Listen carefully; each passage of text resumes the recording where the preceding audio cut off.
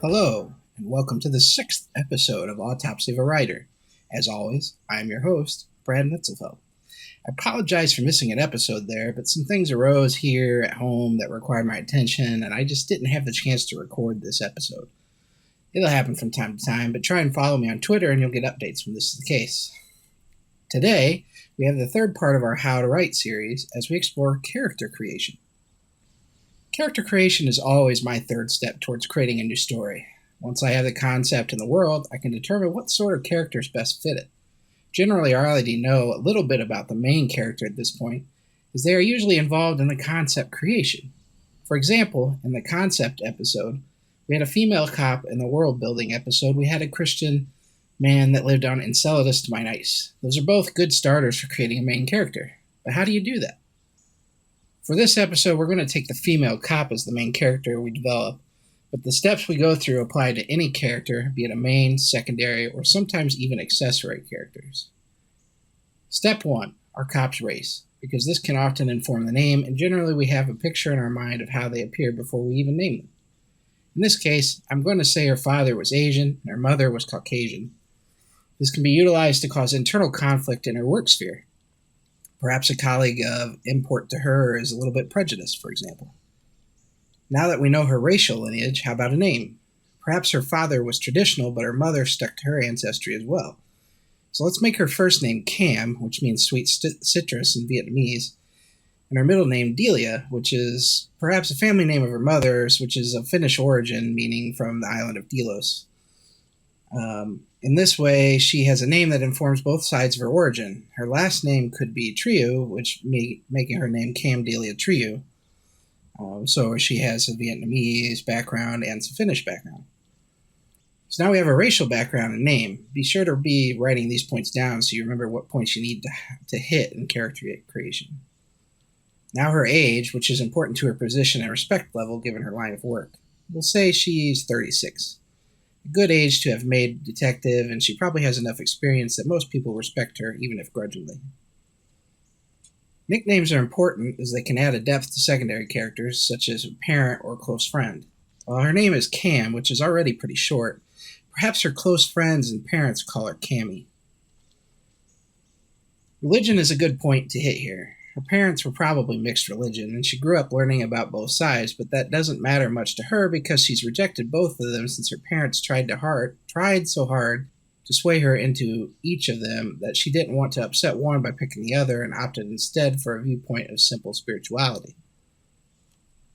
Now, what's she look like? Given her heritage, you have a range of choice. She could be dark-haired or extremely light-haired. In this case, I think choosing a sort of dirty blonde that she wears loose at shoulder length is probably good. Doesn't get in the way then, and it's functional. Skin complexion is something along the lines of Cape Palisade, which is kind of a slightly darker tan. She's 5'6", tall and lithe, like a runner, and just enough curvature to be feminine.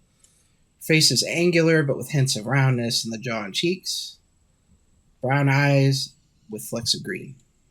That should probably give you a good idea of what she looks like. She doesn't have any physical ailments or deformities. She takes really good care of herself by running, and she has a gym membership. So health is not an issue for her. Vocalization is important, especially for a cop because she has to deal with people all the time. We'll say she speaks smoothly, but her pace is a little quick. She's a little bit higher pitched than normal, and that wears on people, but she uses that to her advantage when interviewing suspects. Perhaps she's also one of those people that's a constant mover. She can't sit still even when she is sitting.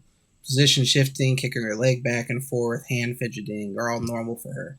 For some, they may belie nervousness, but for her, it's just pent-up energy. By now, you've probably got a pretty good vivid picture of her in your mind, which is good, because that picture should stick with you during the process of writing your story, and may also inform how your secondary and accessory characters interact with her. Now, where does she live? Our story that we laid out in the concept video takes place primarily in the capital. So we'll say she lives in a studio apartment that costs way more than it's worth and is decorated sparsely as a result. The main source of entertainment for her is a 50-inch television and a parakeet. This tells us she's pretty frugal, but she also likes nature. Romantically, we'll say there's a guy's jacket and a couple of shirts in the closet, meaning she's seeing someone regularly, and he stays over every once in a while at least. Probably has a toothbrush in the bathroom cabinet. There's no ring on her finger and no pictures of her with kids in the house because she's never been married and doesn't have kids. She may not want them. Maybe she isn't really sure, but she's been so focused on her work that she's never really taken the time to have a truly serious relationship or to even think about kids. She is a bar girl, though. Every night after work, she heads to a local cop bar and hangs out with the Flatfoots, even though she's a detective. This way, she builds camaraderie and has gained loyalty. Being a regular, the bartender, who's probably a secondary character, knows her really well and knows to always fix her a Moscow Mule when she comes in. Yeah, she likes her vodka and ginger. She's no lightweight despite her size. Alcohol's probably a crutch for her, and she might abuse it a little bit at times. So what's her history? We've touched on it a little bit with her religious views, but that doesn't tell us everything. She loves both of her parents, but grew up in a strongly divided religious household. In order to escape from that, she became a runner, going out for cross-country in the fall and track in the spring. She was popular, but she wasn't the head cheerleader. She probably had a few boyfriends, and she probably broke off the relationship most of the time. What made her want to be a cop, though? Probably something happened to her. Let's say one of her relationships in college was abusive to the point where she dropped out to get away from him and got a court order to keep the guy away. But he found her anyway, and she felt the police didn't do enough when she reported it. So she decided to become a cop so she could keep it from happening to others the way it happened to her. In this, we get a glimpse into her mentality. She's a bit of an avenger.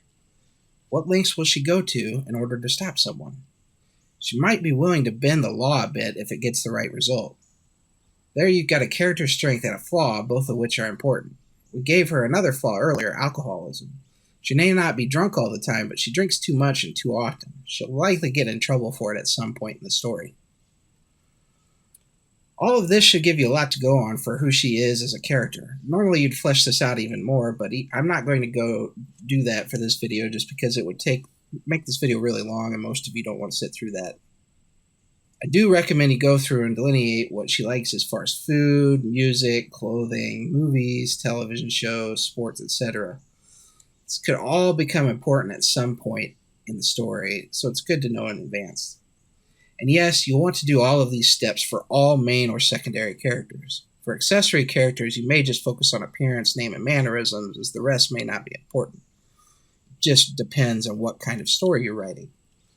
In a crime story, the criminal should be treated as a secondary main character to the detective, meaning you probably don't need to go as deep into development on them, but they should have almost as much development as your main character. This translates across many genres too. Fantasy villains are main characters, science fiction villains are main characters. You gotta develop them to make them believable. That about covers it. The next video is going to be a deviation from the How to Write series in order to provide for a break and give some content to the viewers who are interested in other things. I plan to do a video on Star Wars again, but this time focusing on why I think the Empire are really good guys in the Star Wars universe. I'm sure that will get a mixed reaction, but discourse is a good thing. Don't forget to hit that subscribe button and then hit the bell so you get notified when I upload new videos. Also, hit that thumbs up button so I know you like the video, and drop a comment below if you want more information. I hope you all have a nice day, and remember, write on.